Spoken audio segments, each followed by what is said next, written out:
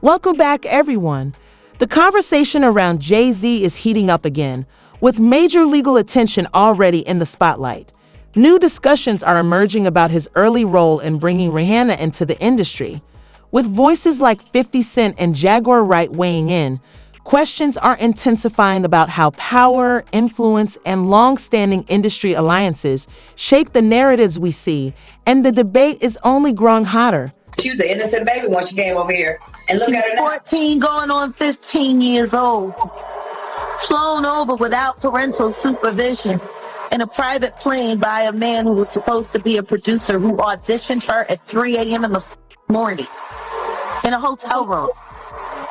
Auditioning at 3 a.m. in the morning, a 14-year-old girl. She was flown to another country. She was taken to Def Jam headquarters. She was left in a conference room alone with Sean Carter for nearly 6 hours alone with no parental supervision. Her father collected a $500,000 check. She has the fastest inked deal in Def Jam. From the very start, Rihanna's path to her record deal was marked by intense pressure and dramatic retellings. Industry insiders recall a whirlwind introduction that brought her to the U.S. for high-stakes meetings, where the weight of a major label opportunity at such a young age created an overwhelming atmosphere. For an artist just beginning her career, the rush to finalize a contract only added to the stress. Even years later, this story continues to highlight the immense challenges young performers face when stepping into the spotlight. On replay, I sang another ballad from the album last time. So then what did he say to you? He said something to you. Oh yes, he said, we don't sing songs here, we sing artists. And there was this little pause, and I was nervous. But then he said, and we're interested. And there was this sudden feel of relief. But then he said something about a window and a door or something. Oh, then he said, he said it whole word. I did a lot of homework on you, this lady. He said, there are two ways to leave here, either through the door with the deal signed or through this window, and we're on the 29th floor. So you was like, where's the pen? Where's the paper? I'm signing. Yeah. The audience is so uncomfortable. Like, I don't know if Tyra was trying to get that on the record, but my God, what Jaguar? He threatened her. This is her own words coming out of her mouth. And she was a kid at that time, correct? 15-year-old girl who had been flown to the United States without parental supervision or a chaperone, brought to a grown man's office in a large corporate Manhattan building. Everybody knew when she flew in. I was there the day she got signed. And Beautiful. when girl. I met her that day, I knew she was a star. Like, just her look, the way she walked into a room and her confidence, and she performed in my office. And she was, what, 17 years old at that She point? was 16. 16. And she has the confidence of it. She's Yeah. like an old soul in a sense, right? Absolutely. So she walks in your office and what, she just belts out a tune? Belts out of tune, she performs, and I tell her, there's no way out of this office. I signed her that day. Wow. Work ethic, everything is there. So we signed her that night. We didn't let her leave the office. Really? The 3 a.m. was when that contract got signed. So from the meeting around 3, 4 in the afternoon, we signed it by 3 a.m. In recent appearances, including a conversation on Bad Boy TV, 50 Cent has openly questioned Jay-Z's decisions, framing his points around the pressures, expectations, and power dynamics of the music industry. Rather than making personal attacks, he presented his remarks as part of a larger discussion on how influential figures navigate responsibility under constant public scrutiny.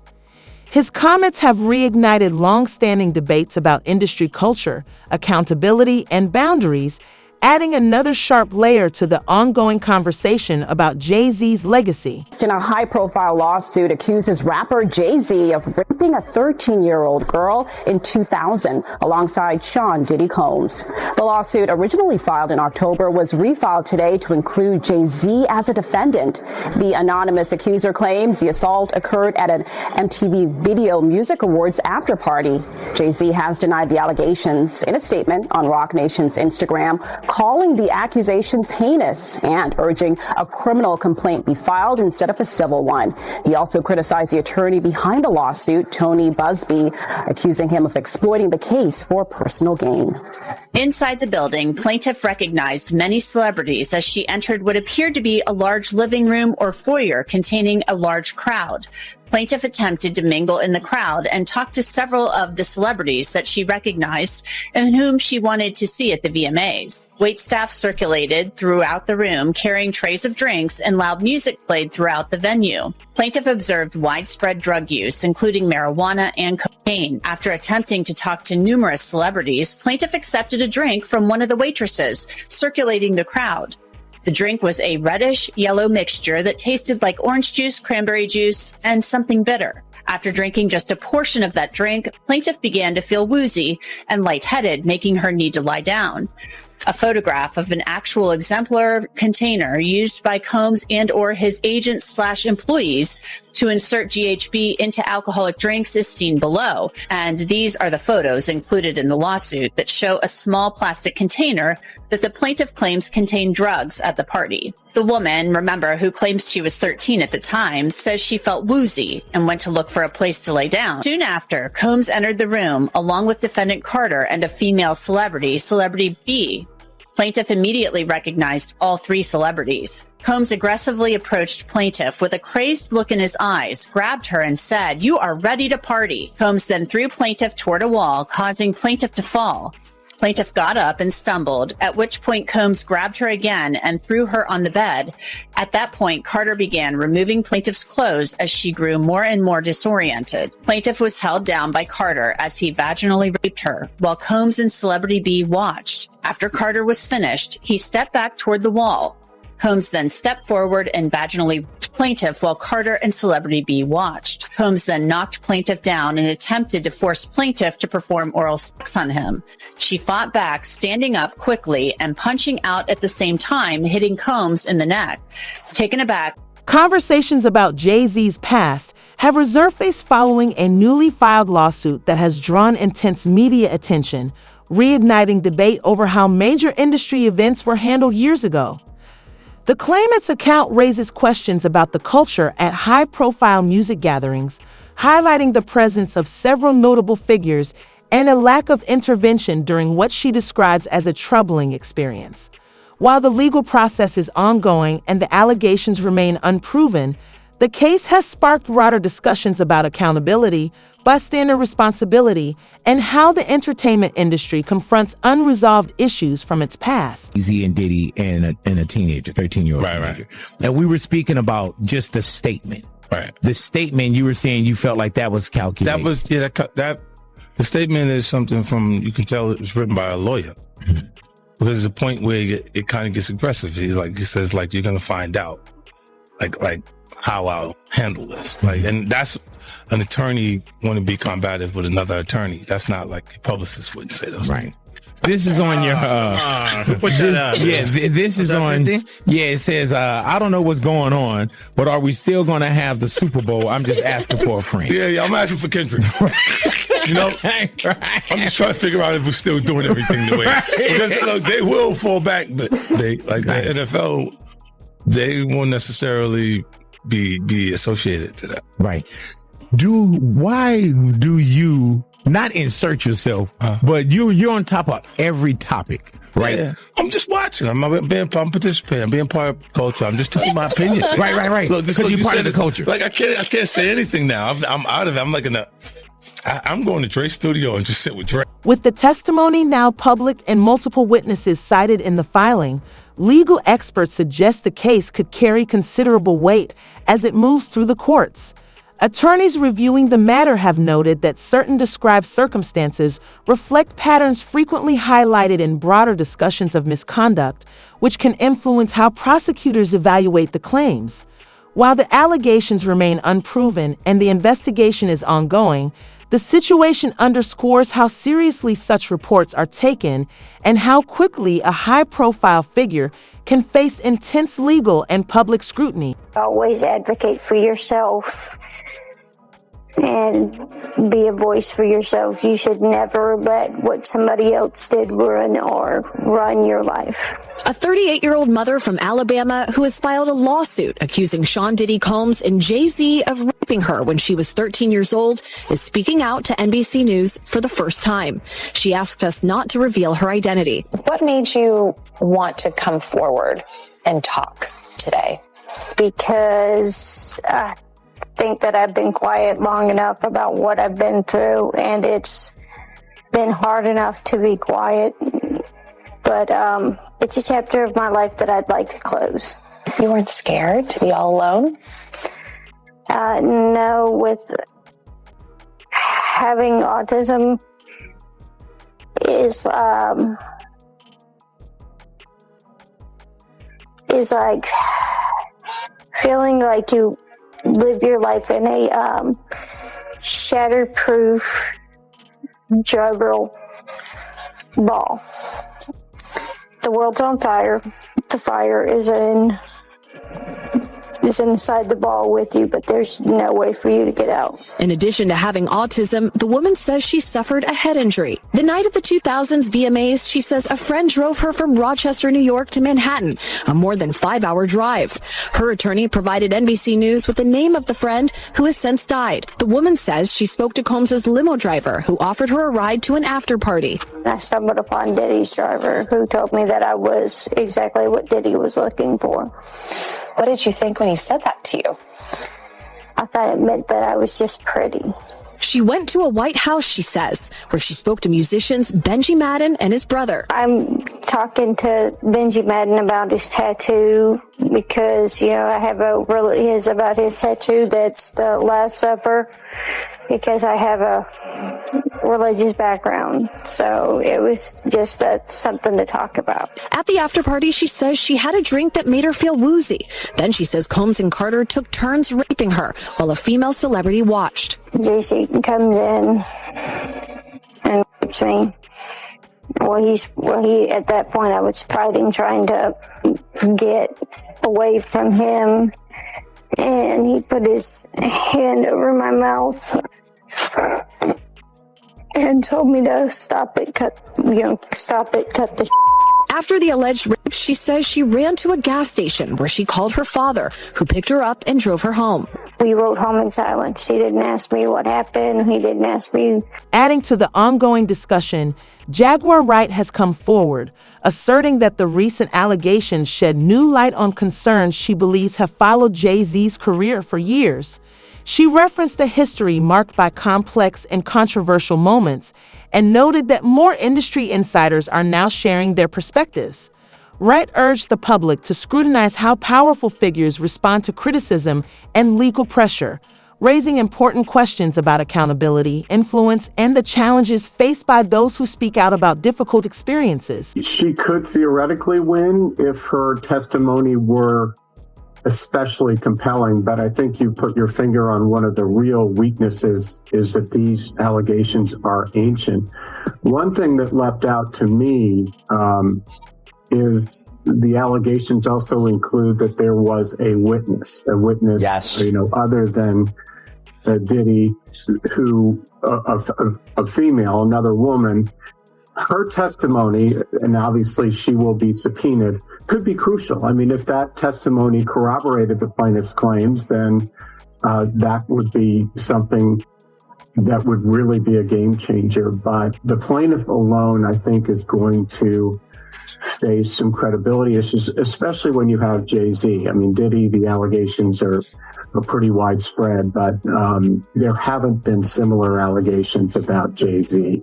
People at risk, often mentioned online, was Jay-Z, real name Sean Carter, who came up in the New York rap scene alongside Sean Combs. And just a few days ago, Texas attorney Tony Busby made it official. He filed an amended complaint on behalf of a Jane Doe who says that she was raped by Combs and Carter when she was just 13 years old, that this happened at a VMA's after party back in 2000. Now, the original complaint mentioned Celebrity A and Celebrity B, a man and woman, as being present for and even Celebrity A participating in the alleged assault. Well, now Celebrity A has been identified as Jay-Z, who has adamantly denied anything like that ever happening. He is very, very clear on that. In fact, he has accused Tony Busby of extortion. saying that Busby's attempts to get celebrities to pay out huge sums of money in exchange for not being named in civil lawsuits with what he claims are false allegations amounts to blackmail. In fact, Jay-Z is believed to be the John Doe who just recently filed a lawsuit against Tony Busby anonymously, claiming extortion and intentional infliction of emotion. Industry insiders note that Jay-Z and Diddy are accustomed to operating under intense pressure, and CCE, a former bodyguard to high-profile figures, suggested that incidents like these can create serious ripple effects. He pointed to the recent tension involving Jay Fox as an example of how quickly situations can escalate once someone speaks publicly about influential individuals. His remarks underscored how rapidly attention can shift and how unpredictable the entertainment world becomes when speculation, reputation, and long-standing industry dynamics collide. He has now had an official lawsuit. It's everywhere. It's now being talked about louder than ever. I guess, does that give you some peace to know that people are finally really questioning this man? It's emboldening me. I spoke on Piers Morgan. I said that I had 3 victims that I've been working with, victims of the Carters, that were ready to come forward.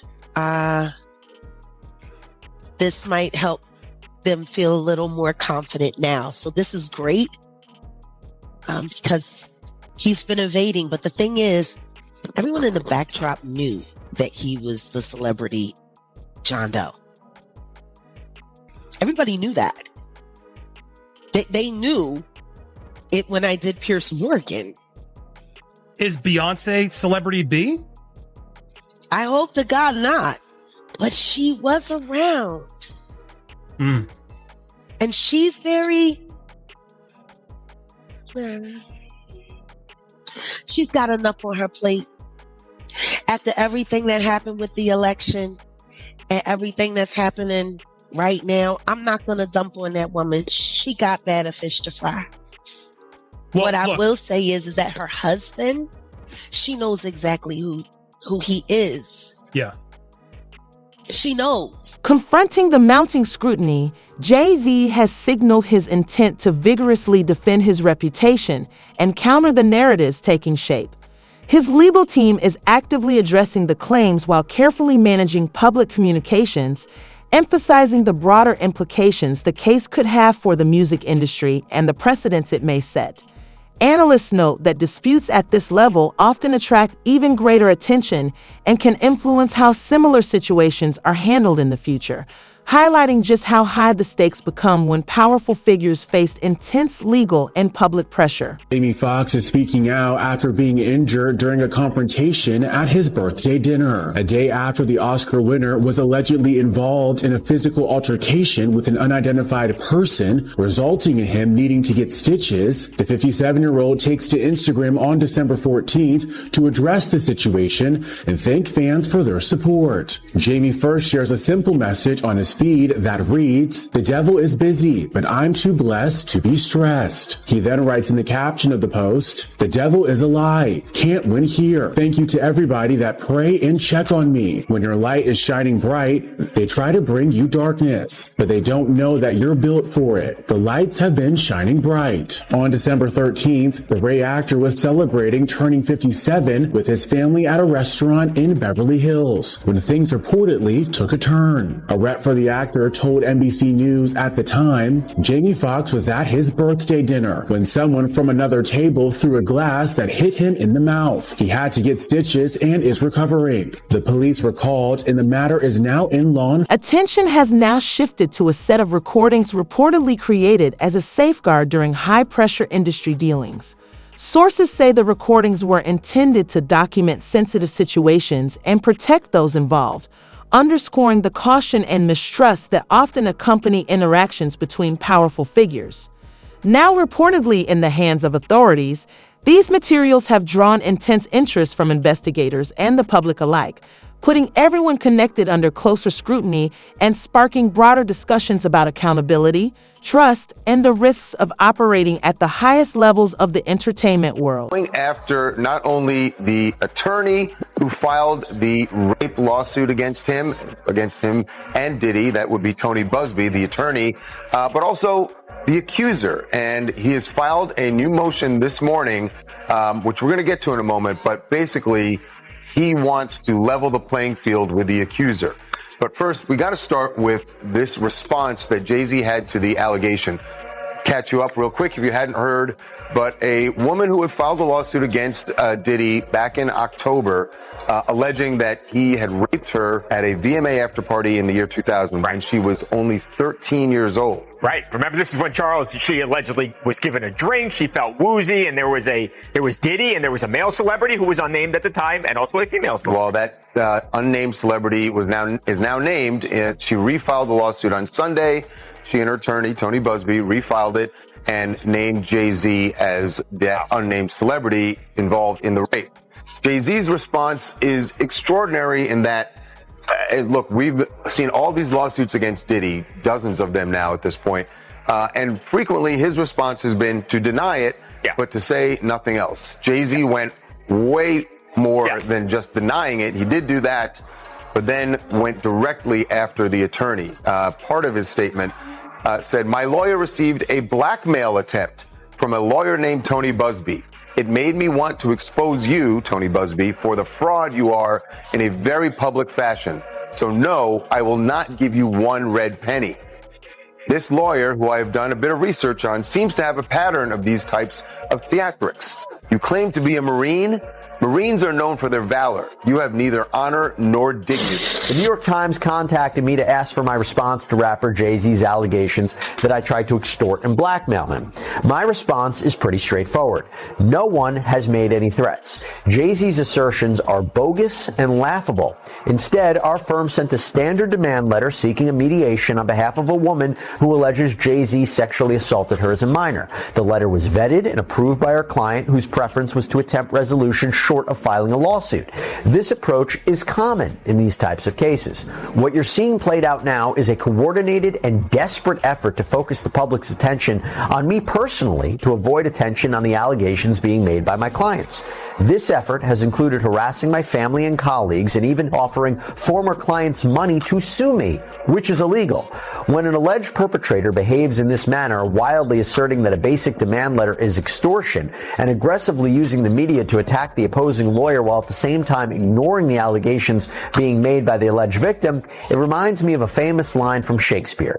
"The lady doth protest too much, methinks." We intend to address all of these issues with the court in due course. Let me be clear, we will not be bullied or intimidated. Tony Busby, the attorney representing the plaintiffs, has described the case as just the opening chapter of a much larger legal process. He noted that many individuals are prepared to come forward with testimony, pointing to the extensive and complex network of relationships that high-profile figures like Jay-Z and Diddy maintain across entertainment, sports, business, and politics. Busby suggested that as the proceedings unfold, the case's impact could reach far beyond this single matter, highlighting the immense influence, scrutiny, and responsibility that accompany operating at the highest levels across multiple industries. Allegations, right? Are you expected to eventually turn those things over, or well, that's what we're going to head over to do now. So we have a hearing now to determine what we're going to do in terms of what documents we'll have to turn over and what documents we do not. So why were you in court? Just to give testimony to the grand jury. He was subpoenaed by the court. So as we all know, if you don't answer a subpoena, the marshals will come to your house as they came to his house and they will bring you here. So that's why we're here today. I know you can't mention celebrities per se. You did mention some in the interview. So just to clarify, you can back that up with actual factual footage. We have, it's things that we have, but we got to go to the other courthouse. So I don't know if that's any more questions, but we got another hearing. Are you nervous or do you feel? Nah, I ain't never nervous. Only thing that's fair to me is God. But I know you did mention what was on the flash drive before. Would you be able to kind of go over that now, or is that something that you can't discuss? No, we're trying to just discuss that now. What we will be able to talk to in terms of what was available and what was on those flash drives. Okay. But it was the book. So it is Kim Porter's book, but not necessarily some of the stuff with the celebs that were mentioned besides. It's hers. Nobody touched it. Oh, so it is her official book. Yes. Nobody. And no one touched it. Nobody altered it. So it's not the copy that the gentleman said that he was selling before. No. No. It's two different copies. That one was edited. As new accounts surface and developments continue to unfold, the pressure on high-profile figures is mounting, creating an environment of intense scrutiny and calls for accountability. Observers are closely watching how the situation evolves and what it could mean for the reputations and careers of those involved. Some are even asking whether this could become a pivotal moment in how the industry addresses long-standing legal and ethical challenges. Share your thoughts and join the conversation in the comments below.